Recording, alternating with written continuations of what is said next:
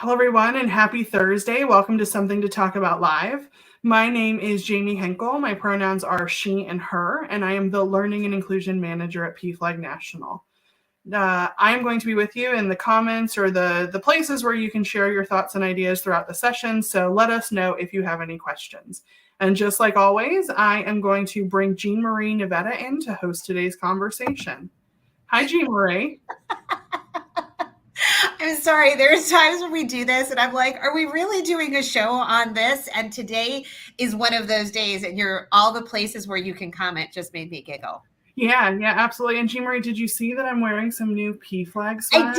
I did. I have to admit, I didn't see that one yet. And I was like, oh, I want that one too. So it's like available on our new PFLAG shop. It's a whole circle of different pride flags around PFLAG. It looks very cute. I like it. I got one for me and my partner. I think that I want to have one so the way I can just, when people are like, what's that flag? I could be like, and this, and this, and I can go through the whole thing. And 3 hours later, we'll be done. Yeah. Okay, well, I'm going to let you talk about video games, and I will be back later. Hey, everybody. My name is Jean Marie Nevada. I'm the Director of Learning and Inclusion at PFLAG National, and every single week for a very long time, we have been getting together to talk about something related to LGBTQ equality and inclusion. And this week, I already was giggling about our topic. We are talking about The Legend of Zelda. That's right. We're really doing a show on The Legend of Zelda. So for those of you who have been asleep since 1986, that is when the first Legend of Zelda game came out. And I am, in fact, old enough to have actually played it on the NES. Since then, I think there have been 18 iterations of the game, and it has been the inspiration for many, many other games. There have been crossovers. You see Link in Super Smash Brothers. There's a way to see Link in Mario Kart if you know how to do it. There have been TV shows. There's been music. There have been comic books. There's now talk of a movie. And a lot of people are talking about The Legend of Zelda and specifically Link because the newest game, Tears of the Kingdom, is out now. So for those of you who read our weekly article, we have a really good article for you from Gizmodo, which is a link between genders. Link, get it? Trans Joy and The Legend of Zelda. It's a super fascinating read. I was going through it again this morning, and it has so many narratives from different gamers who are trans, who are non-binary, who talk about where they saw themselves or where Link became kind of an egg cracker for them. Where they began to understand their identity as they played the game. There are a lot of queer gamers out there, but I was reading an article earlier today from Quantic Foundry where they talked to or surveyed about 14,000 gamers over the course of many years since 2015 and found that between 1 and 2.5% of them identify as either trans or non-binary. They think this number might actually be higher because the way we collect information is changing. But it certainly makes this conversation pretty interesting as we get into this aspect of video gaming. And I know a lot of people roll their eyes when they see stuff like this, but the truth is there is a huge link between how we are seen and how we see ourselves and where we see ourselves. And sometimes it is not always in the most traditional places. Sometimes it is, in fact, in a game that you're playing. So we want to take the topic very seriously, which means I will attempt to stop giggling. But I'm going to bring in two of my colleagues who actually are, unlike me, currently playing the newest game. And that would be Mackenzie, Harte, our Learning and Inclusion Coordinator. And for the first time on the show, Angel Kearns, our Chapter Services Coordinator. Hey, Angel, welcome. Hello. The minute that you came on, horns started blowing outside my window. I'd like to think it was all for you. And welcome back, Mackenzie. Hey, how are you? I'm good. I'm enjoying the sounds of New York City outside of my hotel because as we can see, I'm not at home. So you are both fans and players of the Legend of Zelda game series, which has a very long history now.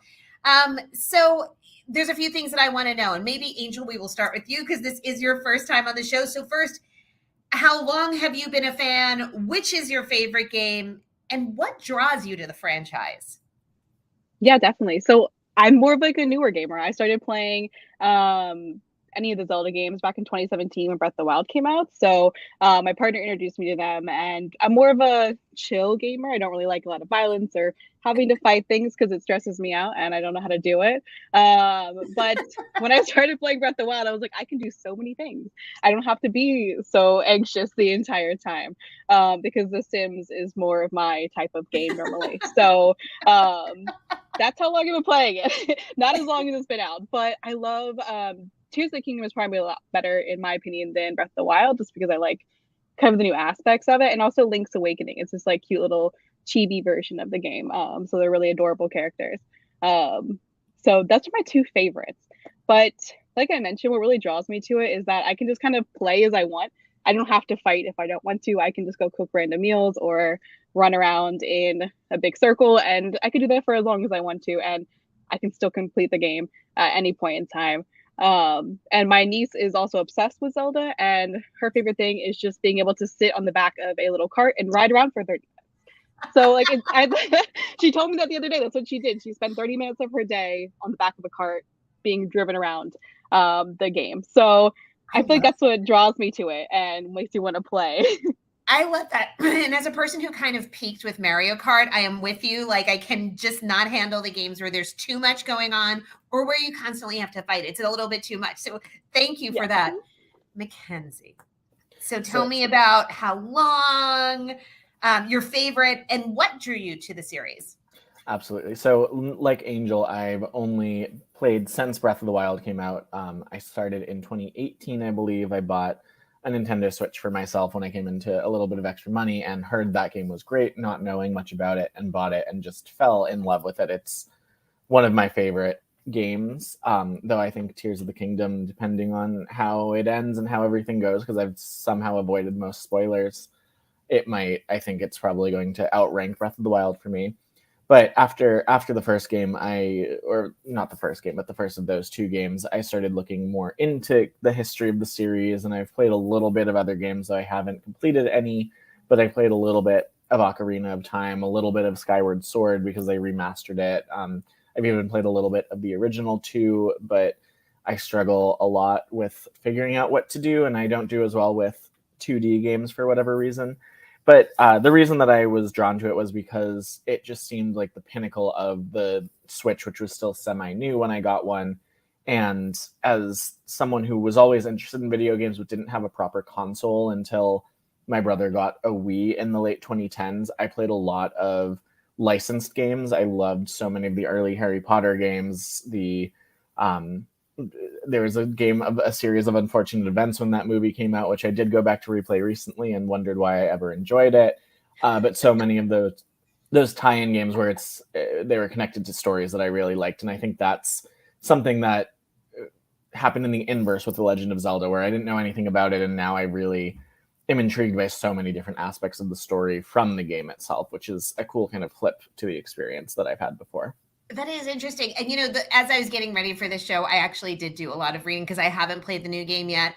And it amazed me the number of rabbit holes that there are that you can go down. And I think there was something for everybody. Or if you just wanted to play the game as a gamer, there's a whole lot to be said right there. So the article that we shared this week discusses the franchise through the lens of trans and non-binary identity, particularly regarding the protagonist, Link. So, and I'll let whoever wants to jump in first on this one, jump in.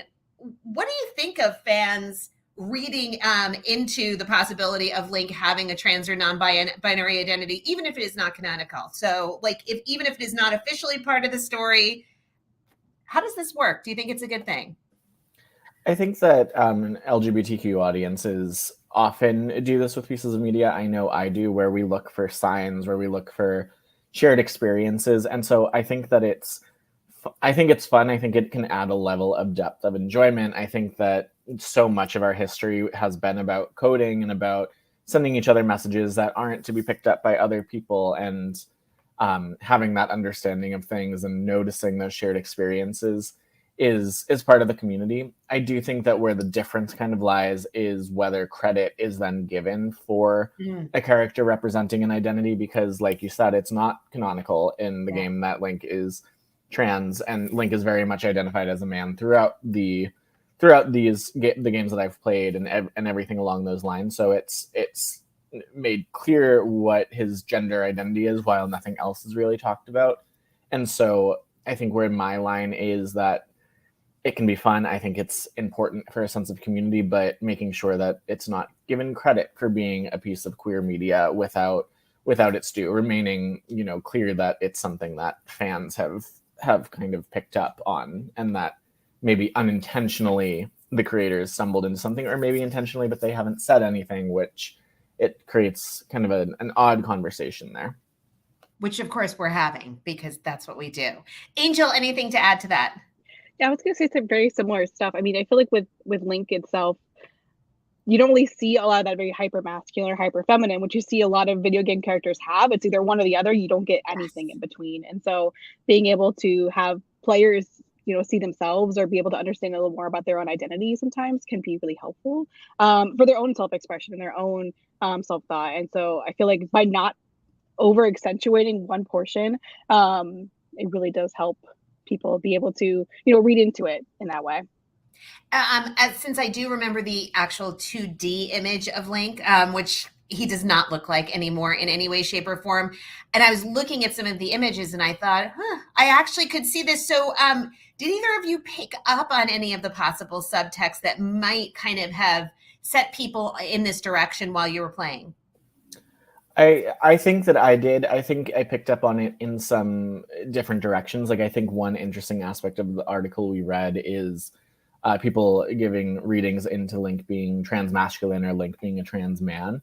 But I picked up on some of that, especially after some people talked about it. But I think that it's also interesting because a lot of the game kind of suggests that Link is a cis man, but expressed very feminine. And maybe there's something there. And Link as a protagonist doesn't speak. I think the only time that he spoke was in a really ill-fated cartoon in the late 80s that people do not consider to be canonical. And so it allows people kind of room to read their own interpretation. So I think that it's interesting that multiple people have watched it in kind of in different directions and different understandings. We all picked up on a level of gender fluidity or gender fluid, gender androgynous expressions, and maybe identities there. Definitely, especially when you think of like the armor or different clothing that Link has to wear throughout the game, it kind of plays into that, but it's not overtly in your face or like exposed or talked about in a way that's negative or is like this very have to mention it thing. It just is there and it's a thing that helps with the game. And I kind of picked up on that as I went on. I was looking back after reading the article as well. I'm like, oh, I didn't actually realize that. I didn't see that at first. I was able to go back and think more on the gameplay and the characters themselves.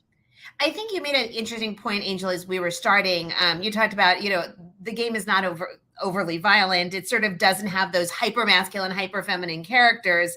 And as a result, I think the lack of that, like intense gender stereotyping of the character almost opens up this conversation. Like, I think it almost begs for this conversation to happen. So quickly for both of you, do you think the production team should explicitly or canonically make Link trans or non-binary? Does no one want to weigh in on this? Does no one want to put a finger? I clicked the wrong button. I tried to unmute and then opened the menu and I didn't know what to do. It was a whole thing. I think that there are different levels there. I think at this point, I see kind of both sides here, but I think that considering that Link is, I believe, a Hylian, I think that's what his species is defined as, that Hyrule, where the game takes place, doesn't have the same similar social conventions and everything. It would be hard to work that into an established universe that has been so built out over years.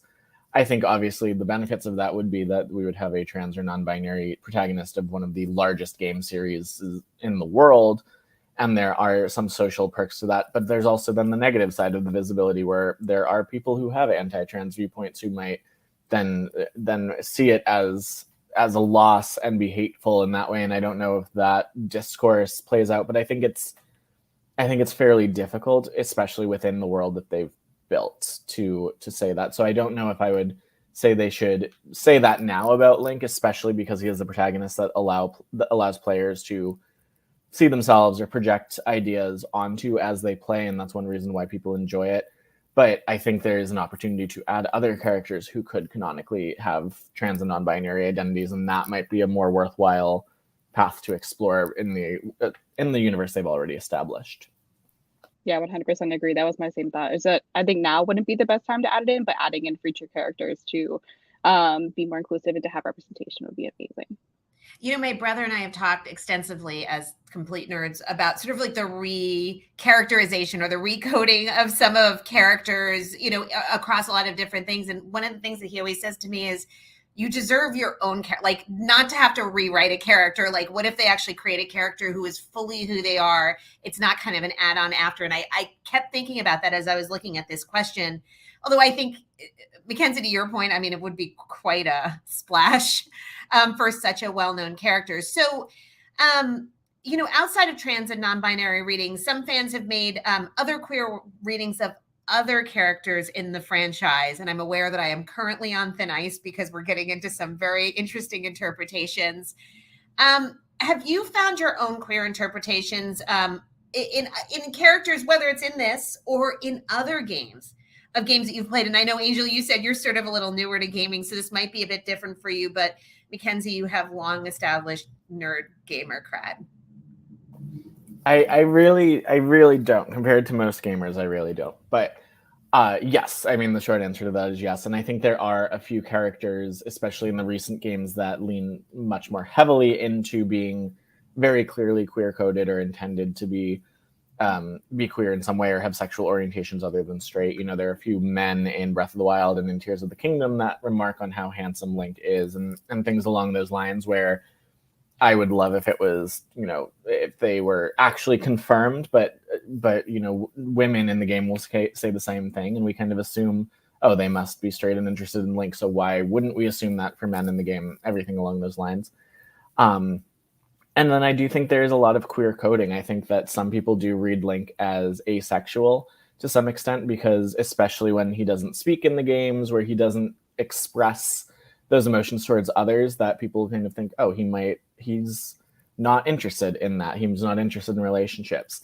And then some people will read into different things, where a lot of people associate Link and Zelda as being romantically linked. And there's evidence both for and against that. A lot of people associate Link with being romantically linked to Prince Sidon in the Zora Kingdom, who's a giant fish man, and we're not going to talk too much about that. But there's a lot of evidence that suggests a connection between the pair of them that is much more than a friendship. Even though then there's evidence against it as well, same as there's evidence against Link and Zelda being linked. And it's hard to say linked in this call when we're talking about Link too. It just feels like a pun every time. But I think that that's another example of the double-edged sword of having a protagonist that is made in this kind of open way, so that players can put their own projections in, considering that, because he can kind of fit what anyone wants him to. You know, asexual people might play and really relate to that. Bi people might play and relate to, you know, Link potentially being interested in both Zelda and Sidon and different things along those lines. Angel, do you want to add on to it? I was going to say, the amount of ships between Link and any other character in the game with any other character you can find is just, people are able to like find that as well. And I feel like there's some side characters that like automatically come to mind that they just appear every once in a while that are definitely, you know, being portrayed as potentially like queer, but they're not outwardly expressing that, or they'll just say something that like Mackenzie had mentioned, like, oh, Link's so handsome, or this person's so handsome, things like that. So I feel like they're not overtly saying it, but you can definitely kind of pick up on some of that in the game. Yeah, the ships are interesting. Again, that's another one of the rabbit holes. At this point, I would like to make the case for Princess Peach in Mario Kart as a femme lesbian. Have you seen the way she handles her race car? I mean, seriously, like, really, I wanted to start right here. And so don't Princess Peach and Daisy kind of complement each other with colors similar to the lesbian flag? Am I making that up? I don't think you're making that up at all. I in fact think that I want credit. Like when this actually makes it somewhere on the interwebs, like I want people to be like, first introduced in episode XXX of Something to Talk About Live. It's been well established, the lesbian relationship. Thank you. We're way off the rails now, which is where we want to be. So we talked a little bit about the queer readings into the franchise, even if they are non-canonical. And we kind of touched on this a little bit, but I'd like to talk about it a little bit more. Do you think that studios deserve praise for inclusivity without confirmation? Because the fact that this conversation is happening, and if you actually do a quick search on Legend of Zelda or Zinc and queer or trans or non-binary, there's a ton of stuff. So this isn't like just a conversation we're having. Do they deserve some credit for it? Do they deserve credit in not clarifying at all? Because I think that's sort of an interesting question. I don't think so. I think that because so often, going back again to kind of the double-edged sword side of it, by having it be so open so players can have any interpretation they want, it reflects anything that the players want it to be, and they don't have to, get the pushback of introducing a character who's going to be queer. And I mentioned that a little bit, that if they were to now say, yes, Link is trans, there would be a lot of pushback from hateful groups and hateful players. And so they kind of get the best of both worlds, where they don't say anything officially. So that means that the queer fans can have their own readings into it, while anti-queer fans don't have to play a game that's the case, because they can say whatever they want it to be. That to some people, yes, Link is a cis man who's very strong and is in love with Zelda the way that cis men are supposed to only be in love with women, etc. And so that is something where the studio doesn't get the negative side of it. And I think that's a hard place to be, because we do sometimes talk about the importance of ambiguation, of not confirming, of not making things so clear, because people do have a right to privacy. But when it is so entwined with business and within the cultural zeitgeist, not talking about something or hiding part of it, or not confirming, and so allowing people to have their own readings on something and making their money while also making money from homophobic, transphobic companies and players too, I think it's something that needs to be really considered. And once again, I don't think they have to canonically make a specific character share these identities, but there are other options for them to be more inclusive. And Angel, I'll turn it over to you, because I know you mentioned some of the spotty history when we were talking earlier that the creators have had when it comes to some issues of representation.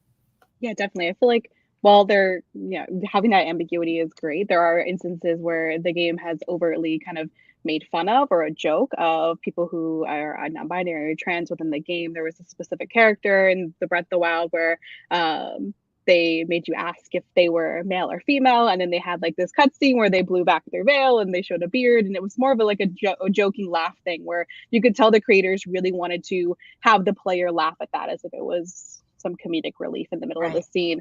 So I think there's still definitely room for improvement. And even though they have, leaned more basically on this, like Mackenzie was mentioning, ambiguity of Link and people being able to read into the characters as they want, there's still places where they could use a little bit of help when it comes to characters that they already have in the game that they've made that weren't treated with the respect that they deserve. That's such an interesting point. And I think sort of as you get further into it, it gives you a little bit more clarity on intention and also where maybe the credit is not due. So sort of staying on that, we only have a few minutes left and I want to make sure we get to this. And Angel, maybe we can start with you on this one. What are some of the things that creators and studios can do to make these games more inclusive? Because we know there are a lot of problems out there in the gaming world. I mean, certainly not limited to transphobia and homophobia and biphobia. There's a lot of racism. There's a lot of sexism, a lot of bigotry. There's a reason we all know what Gamergate is when I say it. What kind of stuff should be happening to address this, sort of in a more proactive way? I kind of went back and forth in this because I think it's very tricky sometimes, especially like you mentioned, the gaming world is just rife with a lot of this hate and negative. Just everything. And it can be really tricky, especially when the spaces that people are going to go play in aren't controlled, or there's things like companies or streaming platforms that are allowing people to be more vocal about it, and they maybe sometimes get the most attention. So I think The Sims 4 is probably the best example I can think of being proactive, of being inclusive. They there was, I think one of the other articles that we shared this week was more about how they introduced different types of mods or things you can do to change the character to make it more of the person and player's own representation of their identity. And I think moving in that direction is difficult in games like Zelda, where you have very set characters. But when you have the option to create the character, or giving people the option to do that, being really intentional about it and thinking about what are the people we can talk to make this be what we want it to be. How can we make sure that we're being intentional about the work we're doing and what we're including for our players, but also creating a space where people can feel safe to actually play the game and not have to worry about others attacking them or going at them for sharing their opinion or how they're playing too. Yeah, I think it's interesting, as you were saying that, I was thinking about how many games I've played where you have to kind of build your avatar, build your character, and the first thing that you see is, what is your gender, male or female? And it stops right there. And certainly there are kind of workarounds around it, but it doesn't feel good. And the longer I do this, the more I notice it. Mackenzie, what about you? So I'm kind of chuckling as you said that, because I'm thinking about when Hogwarts Legacy came out a few months ago, and there was so much pushback. Something that supporters of the game kept saying was, oh, but your character can look and sound however you want. There are different voices and like different bodies, so you could give your character feminine traits and then have a very masculine voice and different things. That it was attempting to be mindful of conversations about gender inclusivity, especially relating to the controversy around the creator of the franchise. But people then pointed out that it still then made you choose whether you were a witch or a wizard at the end of it. And so it was still forcing that choice. And then beyond that, all the dialogue was written with they, them pronouns. So there is no reason to make you have to choose that, because nothing in the game reflects that, which I think is amusing. But I think it actually does expose an issue in the gaming industry, that when we're talking about these ongoing franchises, there are established rules, there's established codes that are hard. And Angel, when you were talking about The Sims 4, I think they do deserve a lot of credit for their attempts to be more inclusive, but a lot of there are still a lot of problems in the game when it comes to that, when it comes to these selections, because of how it was coded in the first place. And there are still so many binary choices where it's doing better now, where it says, can your sim get pregnant, or can your sim get others pregnant? How does this work, etc. But then even within the game, it still runs into some glitches because it was still coded from that male-female binary from the very beginning. And so, again, I don't want to insult the Sims 4 team, because I really do think that they have put a lot of work in. And I mean, they've introduced asexuality into the Sims universe, which is incredible. Because I don't know if you know anything about Sims, but they just do whatever they want when you let them. And so being able to have an asexual sim that will, go read a book or do other things is really nice. And that won't just randomly have a baby if you go to a different household, which other Sims do, regardless of age, of course, because that's how games work. I don't know why I'm talking so much about The Sims. Sorry, but I think the opportunity here is supporting more independent games, or supporting new ideas, because these big franchises are always going to sell. A Harry Potter game is going to sell regardless of whether we think it's ethical. The Sims, when The Sims 5 comes out, is going to sell really well. The Legend of Zelda is going to sell really well and get a lot of attention. But there's a lot of games that are starting from the ground up that are ensuring that inclusion is already coded into how the game is going to function. And so having major studios also support and fund these games, and support and fund new ideas and take some of those risks, I think is going to be where we see a lot more inclusion in mind, because it's part of the DNA of the game being made, rather than added in over time, which, again, something we should support, but is not the whole picture. I think that part of the conversation is really interesting, especially because as you become aware of all of these places where gender shows up, and I think in games you really see it, it makes you even more aware of what that experience is for people for whom paying attention to gender and being aware of how it either fits or doesn't fit into any framework that they find themselves in becomes so relevant. So we only have like a minute left. So I need to ask you the most important question, which is how much of the depths have you uncovered, and how many gloom puddles, which I like to think those describe my eyes, have you found yourself in? We have like 30 seconds. Go, Angel.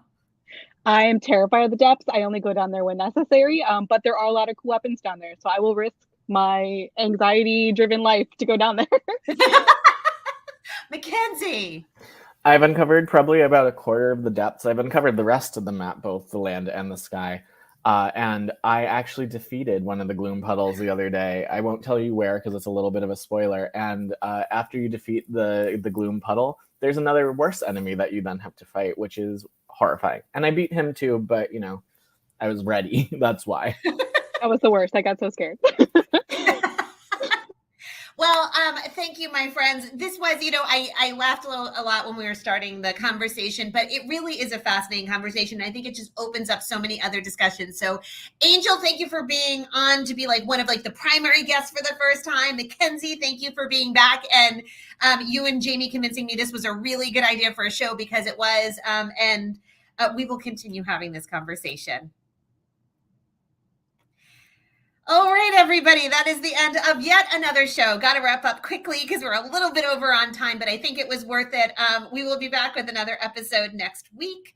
Until then, we remind you to do the same 3 things every single week, which is to run fast, laugh hard, and most of all, please be kind. If you need help, please visit us at pflag.org. Otherwise, we will see you again.